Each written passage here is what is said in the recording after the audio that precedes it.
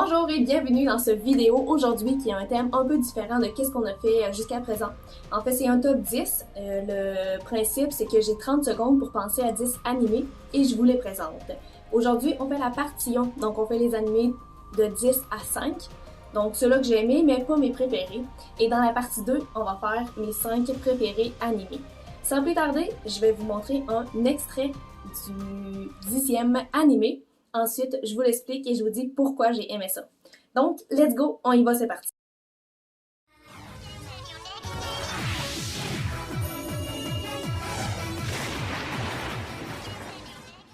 Et oui, pour ceux qui ne connaissent pas cet animé, c'est Sakura, chasseuse de cartes. Il y a énormément de nostalgie dans cet animé-là.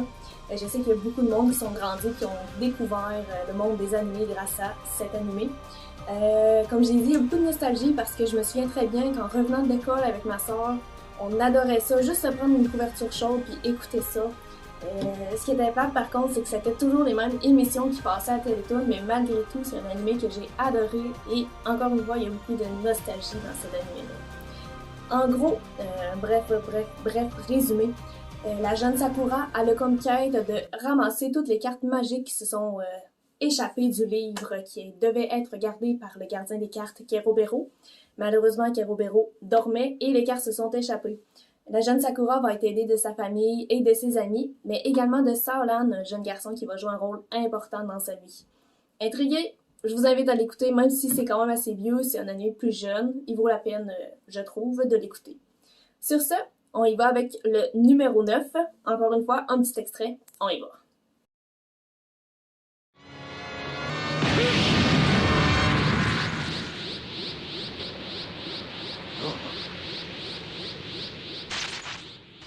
Qui ne connaît pas Dragon Ball, s'il vous plaît, dites-moi que vous connaissez ça.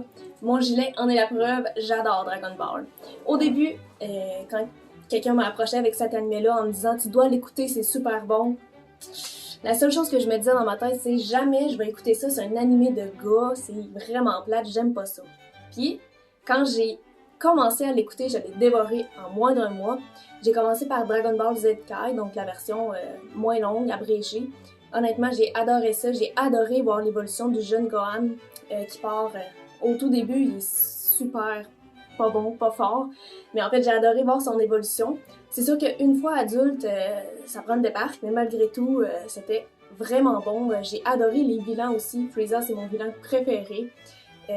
J'ai également mis la fight, le combat préféré que j'ai adoré, le contre Cell.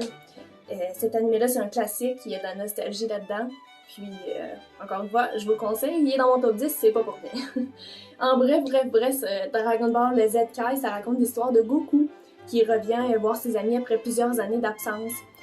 Ses amis sont surpris de découvrir qu'il a un enfant, le jeune Gohan. Par contre, les retrouvailles se terminent assez vite puisque le frère de Goku revient sur Terre, puis il enlève le jeune Gohan.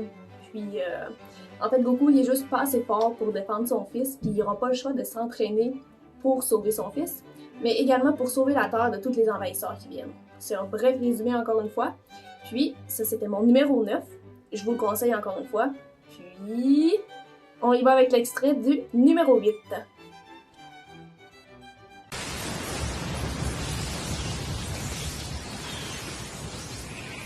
I'm gonna kill you!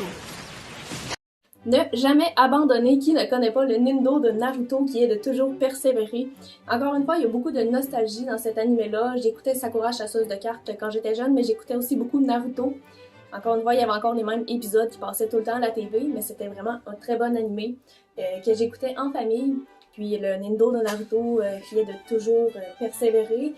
C'est quelque chose que je trouvais super bien. J'ai aimé voir l'évolution de Naruto. Au début, un peu comme Gohan, il était super mauvais, puis personne l'aimait. Mais avec le temps, là, il va réaliser son rêve d'être Hokage. Puis en bref, l'histoire, c'est vraiment... On suit Naruto, que lui, son rêve, c'est d'être Hokage. Puis malheureusement, il ne sera pas accepté à l'Académie des Ninjas. Il va échouer le test d'entrée. Et c'est là qu'il y a un professeur qui va l'approcher en lui proposant une alternative qui est quand même assez dangereuse. Et l'histoire commence sur ça. C'est sûr que ça va encore beaucoup plus loin. Il va y avoir Shippuden, il va y avoir Boruto que je trouve moins bon. Mais je l'ai pas mis dans ma liste, donc j'en parlerai pas aujourd'hui. Puis, En fait, c'est ça. J'ai choisi Naruto vraiment pour la nostalgie, puis pour son évolution. Sur ce, on y va avec le numéro 7. 悪いな。構わないよ、ここに。いや、でも。言う通りにしてやれ。へい。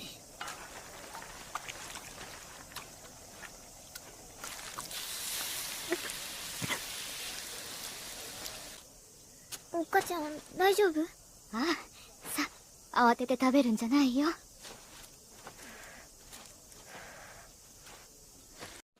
Dororo, pour ceux qui ne connaissent pas Dororo, c'est un animé qui fait vivre énormément d'émotions.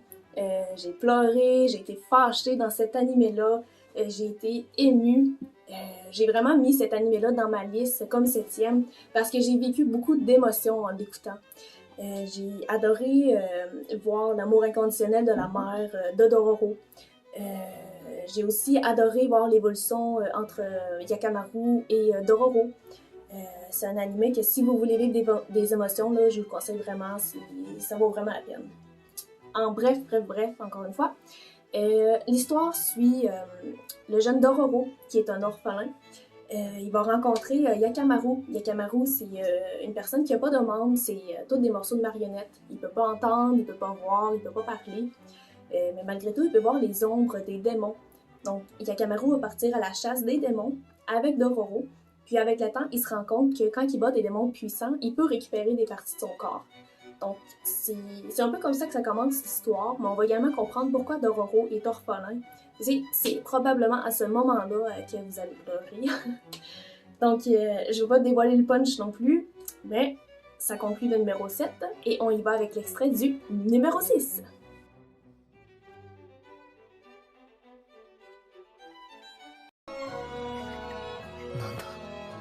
そうか。俺は何かに心が動いたり、心底笑ったり、毎日に意味を持ったりするのを許されたかったんだ。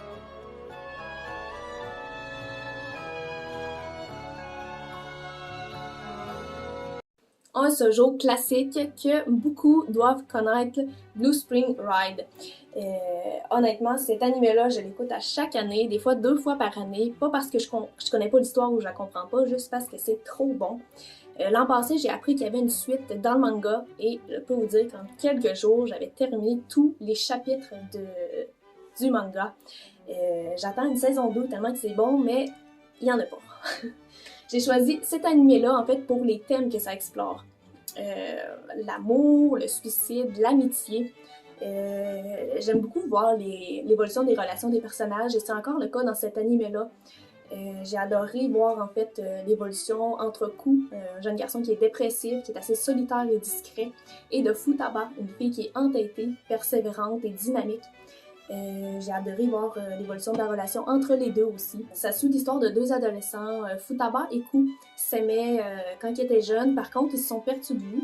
Et quelques années plus tard, ils se retrouvent dans la même école. Par contre, Futaba a changé, elle a adopté un style plus garçon pour pas se faire remarquer par les garçons de sa classe, mais aussi pour se faire apprécier par les filles de sa classe. Ku a également changé. Avant, il était discret, mais il était quand même souriant, mais depuis quelques années, en fait, il est devenu très discret, très dépressif. On ne sait pas trop pourquoi, mais l'anime va le dire avec le temps. Futaba refuse d'abandonner Ku, elle veut comprendre pourquoi il a changé. Puis, c'est une histoire d'amour shoujo classique, en fait. Là, je pense que c'est un must à voir dans toutes les shoujo qui existent.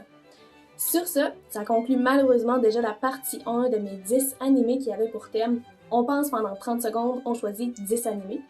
Je vous invite à aimer ma page, me suivre sur Facebook et Instagram si c'est pas déjà fait. Comme ça, vous allez rester à l'affût des prochaines sorties de vidéos, des publications sur les animés. Et sur ce, je vous dis à la prochaine!